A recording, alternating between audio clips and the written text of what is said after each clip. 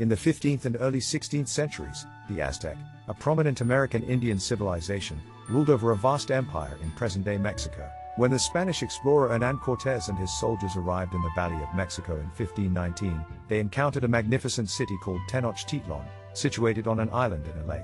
The city boasted impressive white palaces and ornate temples on pyramids, displaying the Aztecs' power and wealth.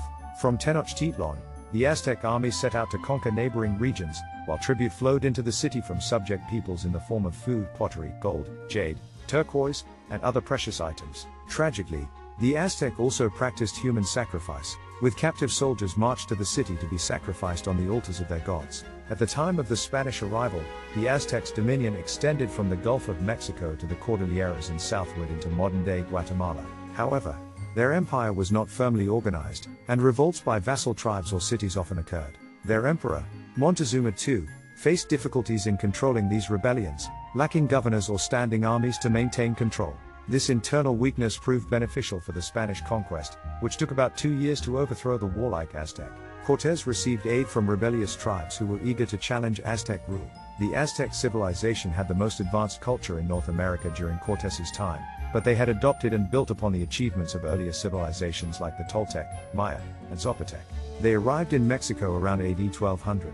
Religion played a significant role in Aztec life, influencing their architecture and sculpture as they constructed grand temples. They developed a form of picture writing, hieroglyphics, and number symbols to record religious events and historical accounts. The Aztec also learned from the Maya how to accurately determine the solar year, leading their priests to create an exact solar calendar. An almanac was used to keep track of fixed and movable festivals and the various deities associated with each day and hour. Trade was an essential aspect of Aztec society, connecting distant parts of the empire with the capital, Tenochtitlan.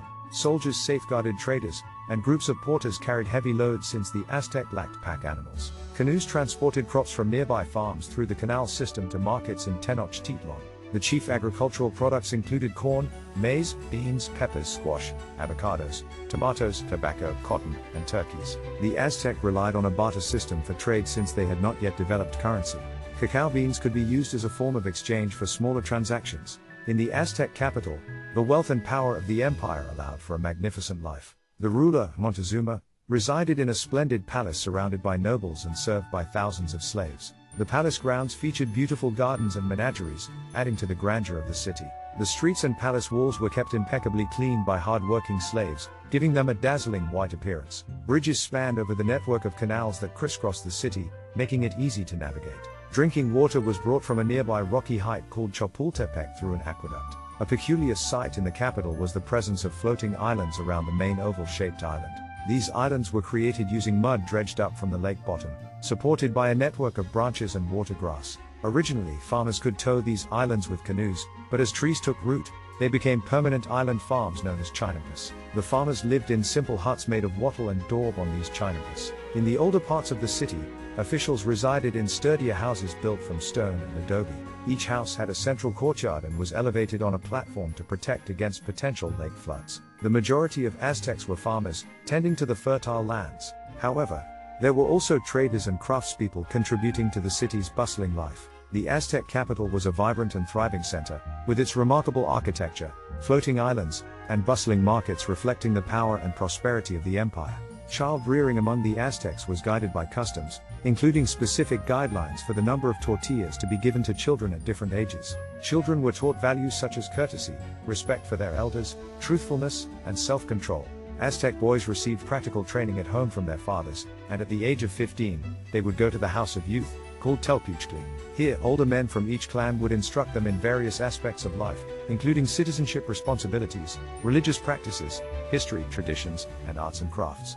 Those training for warfare would learn to use weapons like the javelin thrower, atlatl, bows and arrows, and wooden war clubs with sharp obsidian blades. There was also another school called Karmakak, where boys could study to become priests. Girls, on the other hand, had the opportunity to learn to be priestesses in temple schools. Aztec tribes were organized into families and clans. Each clan had elected officials and representatives who participated in the tribal council. The council was responsible for appointing officials to govern the four quarters, phratries, within the city. They also elected and advised the supreme chief, who led the tribe in times of war and alliances. A second chief oversaw internal affairs. While the system was theoretically democratic, chiefs were often chosen from powerful families. The priesthood held a significant influence in tribal affairs but likely didn't actively participate in government. Land in Aztec society was held in common by the tribes, and the council distributed shares to family heads. However, control of the land was dependent on its cultivation. Sections of land were also farmed to provide food for the chiefs and priests. The Aztecs worshipped numerous gods, representing various forces of nature. They performed penances and participated in elaborate rituals and ceremonies to seek the gods' aid. Human sacrifice was an important part of their religious practices. Believing that life was the most precious gift, the Aztecs offered human sacrifices to appease the gods. As the Aztec Empire grew in power, the demand for sacrifices increased. For instance, during the dedication of the Great Pyramid Temple in Tenochtitlan, 20,000 captives were killed.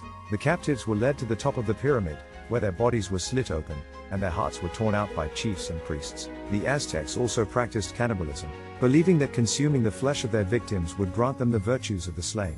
Sacrificed victims were thought to attain a high place in paradise. The need to gather captives for sacrifice led Aztec warriors to take prisoners instead of killing their enemies in battle. The Spanish conquistadors were appalled by these Aztec rituals and subsequently destroyed many temples to eradicate the old faith. The friars who arrived later to convert the Aztecs to Christianity and educate them further contributed to the destruction by burning records and shattering idols. Often, Christian churches were built on the ruins of the demolished temples. The Aztec nation is believed to have originated from the north and spoke the Nahuatl, or Nahuatl, language, which is related to the languages of other tribes in the western United States, such as the Paiman and Shoshonean tribes. According to Aztec legends, their ancestors were nomadic farmers who roamed in search of fertile land.